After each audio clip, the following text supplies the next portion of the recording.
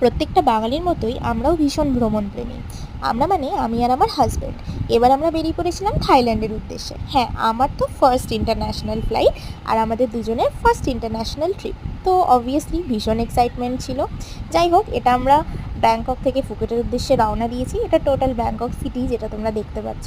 Phuket পৌঁছে আমরা আগেই হোটেলে গেছিলাম, সেখানে আমাদের লাগেজ রাখার ছিল। দেন যেহেতু আমরা একটু চেক ইন টাইমের আগেই পৌঁছেছিলাম, সেই জন্য জাস্ট লাগেজটা রেখে আমরা ব্রেকফাস্ট করতে বেরিয়ে পড়ি। দেন ব্রেকফাস্ট সেরে আমরা একদম বিচের ধারেই আমাদের হোটেল ছিল, তো আমরা বিচের ধারে চলে যাই। বাট প্রচণ্ড রোদ থাকার কারণে আমরা বেশিক্ষণ বিচে থাকতে পারিনি। তাড়াতাড়ি আমরা চলে এসেছিলাম, আর আমরা রিকোয়েস্ট করেছিলাম যে আমাদের যাতে আর্লি চেক ইন দেয়।